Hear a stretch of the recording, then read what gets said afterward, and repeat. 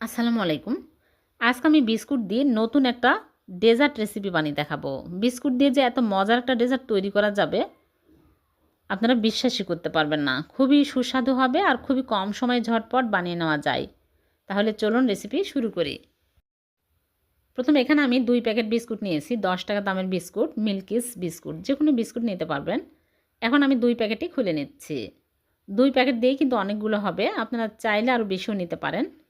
আবার চাইলে ১ প্যাকেট দিয়েও করে নিতে পারেন। সবগুলো নিয়ে নিচ্ছি। তারপরে একটা ব্লেন্ডার জারের মধ্যে নিয়ে ছোট ছোট করে নিচ্ছি, তাহলে ব্লেন্ড করতে সুবিধা হবে। এখন আমি গুঁড়া করে নিব। এইরকম করে গুঁড়া করে নিয়েছি। এখন এক সাইডে রেখে দিলাম। চুলে একটা প্যান বসে প্যানটা গরম করে নিয়েছি। এখন দিয়ে দিচ্ছি চিনি হাফ কাপ। এখন আমি ভালো করে নেড়েচেড়ে চিনি গলিয়ে নেব। চিনি কিন্তু বেশি পুড়িয়ে ফেলা যাবে না। যখন চিনি হালকা কালার আসবে গলে, তারপরেই আমি সাথে সাথে চুলা অফ করে চুলা থেকে নামিয়ে নেব। এর চেয়ে বেশি কালার করা যাবে না। চুলা থেকে নামিয়ে সাথে সাথে একটা মোল্ড নিয়েছি, এই মোল্ডে ঢেলে নিচ্ছি। সাথে সাথে ঢেলে নিতে হবে, তাছাড়া কিন্তু প্যানের মধ্যে জমে যাবে। এখন আমি এক সাইডে রেখে দিচ্ছি ঠান্ডা হওয়ার জন্য। ঠান্ডা হতে থাকুক। আর এদিকে আমি ক্যারামেলের প্যানের মধ্যে নিয়ে নিচ্ছি লিকুইড দুধ।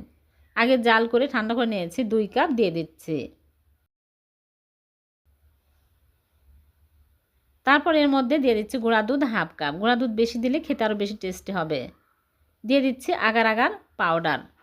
এখানে আমি ৩ চামচ নিয়েছি। ভালো মানের আগার আগার পাউডার নেওয়ার চেষ্টা করবেন। ৩ চামচ দিয়ে দিচ্ছি। আর এখানে নিয়েছি বিস্কুটের গুঁড়া, সবগুলো দিয়ে দিচ্ছি। এখন আমি ভালো করে মিশিয়ে নিব। আগে কিন্তু চুলার উপরে দিয়ে চুলা অন করে দেওয়া যাবে না, তাহলে দলা পেকে যাবে।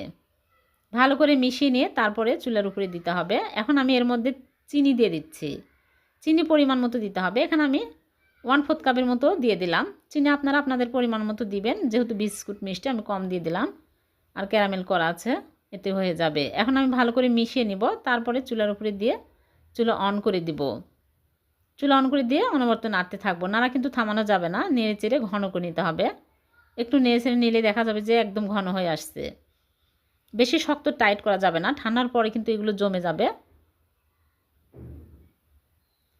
এরকম হলে হয়ে যাবে, এর চেয়ে শক্ত করা যাবে না। হয়ে গেছে, এরকম হতে হবে। এখন আমি চুলা থেকে নামিয়ে সাথে সাথে মোল্ডের মধ্যে ঢেলে নিচ্ছি। আর ক্যারামেল কিন্তু ঠান্ডা হতে হবে। ঠান্ডা হলে তারপরে নিতে হবে। তারপরে সমান করে দিতে হবে সাথে সাথে। ঠান্ডা হয়ে গেলে আর সমান করা যাবে না।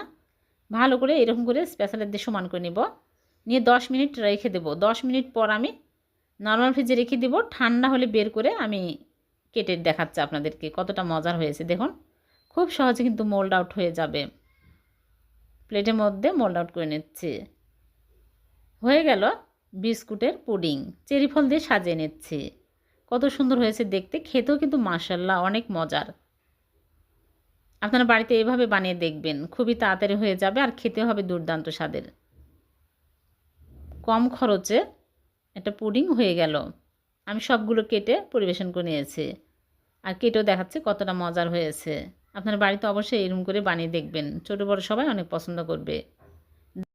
ভিডিওটি ভালো লাগলে লাইক কমেন্ট শেয়ার করতে ভুলবেন না। এরকম নতুন নতুন রেসিপি পেতে আমার চ্যানেলটিকে সাবস্ক্রাইব করে রাখবেন। আজকে আমি মুগ ডালের সেরা স্বাদের একটা রেসিপি করে দেখাবো। মুগ ডাল দিয়ে যে এত মজার একটা রেসিপি তৈরি করা যাবে আপনারা ভাবতেও পারবেন না।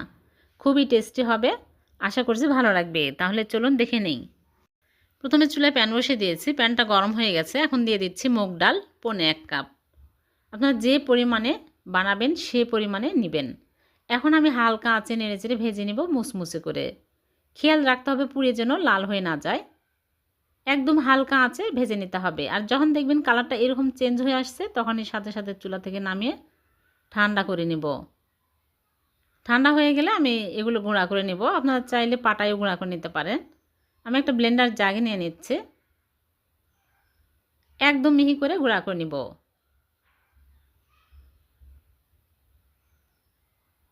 এইরকম করে গুঁড়া করে নিয়েছি। সুজির মতো হবে, সুজির যেই রকম দানা ওই রকম হবে।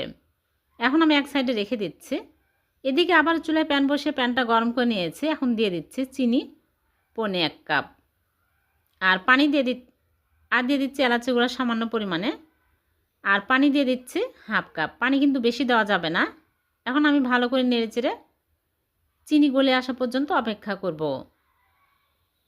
তারপর এখানে আমি নিয়েছি জর্দা রং সামান্য পরিমাণে পানিতে মিক্স করে দিয়ে দিচ্ছি। এটা অপশনাল, না দিলে কোনো সমস্যা নাই, কিন্তু জর্দা রং দিলে দেখতে সুন্দর লাগবে, এর জন্য দিয়ে দিচ্ছি। আপনারা চাইলে স্কিপ করতে পারেন। এখন আমি ভালো করে নেড়েচেড়ে জাল করে বলক তুলে নিব। যখন দেখবেন একদম আঠালো হয়ে আসছে, চিটচিটা আঠালো, তখনই হয়ে যাবে, এরকম হতে হবে। এখন আমি চুলা থেকে নামিয়ে একটা কাপে ঢেলে এক সাইডে রেখে দিচ্ছি। আর এদিকে আবারও চুলায় প্যান বসিয়ে দিয়েছি, দিয়ে দিচ্ছি ঘি 1 চামচ। ঘি যখন গরম হয়ে যাবে তখন আমি মুগ ডালের গুঁড়াগুলো দিয়ে দিব। সবগুলো দিয়ে দিচ্ছি। আর চুলার আঁচে এই সময় লো আঁচে রাখতে হবে। দিয়ে আমি হালকা আঁচে নেড়েচেড়ে ভেজে নেব। কিছুক্ষণ ঘিয়ের মধ্যে ভেজে নিতে হবে। তারপরে দিয়ে দিচ্ছি নারিকেলের গুঁড়া 2 টেবিল চামচ, তাহলে খেতে আরও বেশি ভালো লাগবে। আর এখানে নিয়েছি বাদাম কুচি, কাঠবাদাম, কাজু বাদাম, পেস্তা বাদাম কুচি করে দিয়ে আমি ভালো করে নেড়েচেড়ে নিচ্ছি। আরও টেস্টি করার জন্য দিয়ে দিচ্ছি গুঁড়া দুধ 1/4 কাপ। গুঁড়া দুধ দেওয়ার চেষ্টা করবেন, তাহলে আরও বেশি টেস্টি হবে।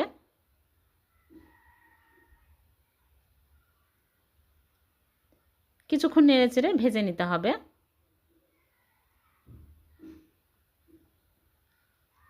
তারপরে আমি চিনি শিরা অল্প অল্প করে দিব আর নেড়েচেড়ে নিব। এটা কিন্তু ঝরঝরা হতে হবে, বেশি নরম করা যাবে না, তাহলে খেতে ভালো লাগবে না, দেখতেও ভালো লাগবে না। হাফ কাপ সবগুলোই চিনি শিরা দিয়ে ভালো করে নেড়েচেড়ে চুলাটা অফ করে দিব। ঢেকে রাখবো 5 মিনিট। 5 মিনিট পর আমি ঢাকনা খুলে নেড়েচেড়ে দিব। একদম এরকম ঝরঝরা হতে হবে। হয়ে গেছে। এখন আমি চুলা থেকে নামে প্লেটে ঢেলে হালকা গরম থাকতে আমি লাড্ডুর শেপ দিয়ে নেব। হাতে ঘি লাগিয়ে নিয়েছি, নিয়ে এরকম করে চেপে চেপে লাড্ডু শেপ দিয়ে নিচ্ছে। গরম অবস্থায় এই লাড্ডু শেপ দিতে হবে। ঠান্ডা হয়ে গেলে কিন্তু ঝুরঝুরা হয়ে যাবে, তখন শেপ আসবে না। খুবই মজার এই লাড্ডু, আপনারা এইভাবে বানিয়ে দেখবেন, খুবই তাড়াতাড়ি হয়ে যাবে আর খেতে কিন্তু দারুণ স্বাদের হবে। আর অনেক দিন পর্যন্ত এয়ারটাইট বক্সে রেখে স্টোর করে খেতে পারবেন। হয়ে গেল মুগ ডালের টেস্টি লাড্ডু। আমি একটা ভেঙে দেখাচ্ছি, অনেক মজার হয়েছে। ভিডিওটি ভালো লাগলে লাইক, কমেন্ট, শেয়ার করতে ভুলবেন না, অন্যকে দেখার সুযোগ করে দিবেন। আর এরকম সহজ নতুন নতুন রেসিপি পেতে চ্যানেলটিকে সাবস্ক্রাইব করে চ্যানেলের সাথেই থাকবেন। আবার দেখা হবে। আল্লাহ হাফেজ।